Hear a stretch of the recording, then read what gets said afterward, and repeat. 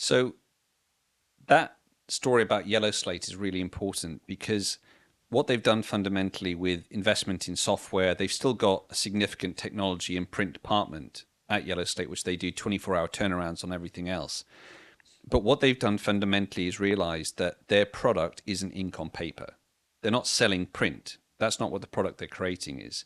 The product that they are creating is business growth for their customers. That's what they're selling. That's the solution they're selling.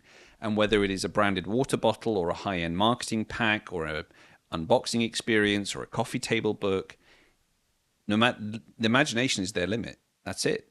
They can just get their clients to consult and build them a whole ephemera of print package that also importantly, which maybe we can come on to in a minute, links back to digital.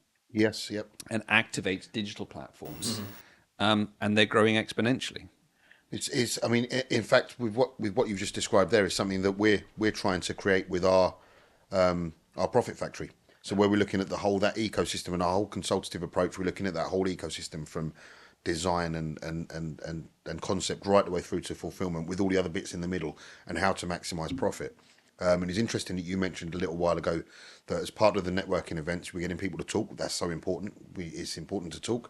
But some people, dependent on, they could be anywhere in the country, they may be regionalised. That kind of doesn't necessarily matter. It's about making the best use of the resources that are available. And ultimately, for all of these customers and printers, to maximise their margin opportunity, because we all know that nobody's doing this for nothing.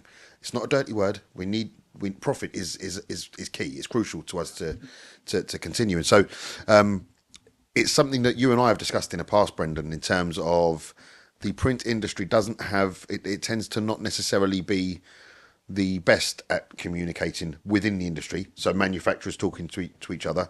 And you gave a really good example when we were discussing before around how other industries perhaps have jumped on things slightly quicker than maybe we have. And I don't know if you'd like to perhaps share that as well. Yeah, so I think that where we come from, if I can kind of encapsulate this quickly, is that print was so dominant. We were the dominant marketing channel, communications channel for the majority of human history in terms, from the Enlightenment onwards, right?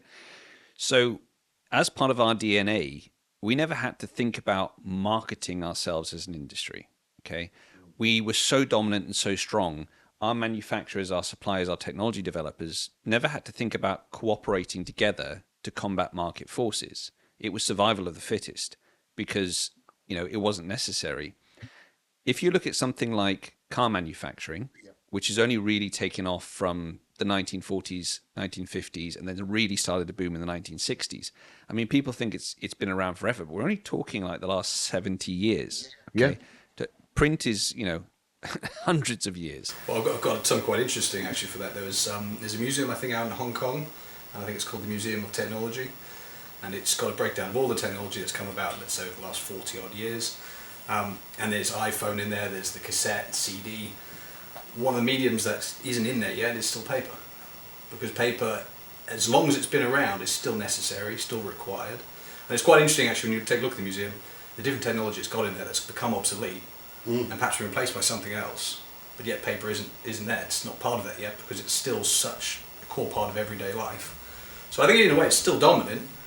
It perhaps has taken a backstage to perhaps newer, flashier, cheaper technology. But as those technologies have become more expensive, especially from an advertising perspective, I think we're starting to see a period now where there's going to be a bit of a shift back. At least that's what I'm hoping for. I shouldn't make predictions, but I'm making a prediction. Yeah. Well, and I think that's the thing, is that we were so ubiquitous. We were like turning the lights on or turning on a tap and water coming out.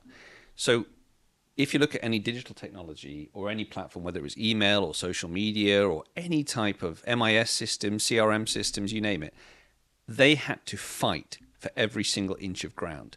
Marketing themselves, pushing themselves forward is absolutely fundamental to the DNA of those sectors, right? And I think, to your point, that is what print has to finally get to a point. And lots of our organizations, associations, Print Power, Two Sides, BPIF, us, all of these organizations have been pushing the message about print has to fundamentally market itself. We all have programs. Ours is a new narrative for print, which I'd really encourage people to go and check out. ipa.org.uk/NN. It's our massive print advocacy project for changing and growing the pie for everyone. We have to market ourselves. But fundamentally, all I'd say very simply to your point is print is digital. Yeah. Not print versus digital. It's print is digital. Print is simply now a different channel output from digital data.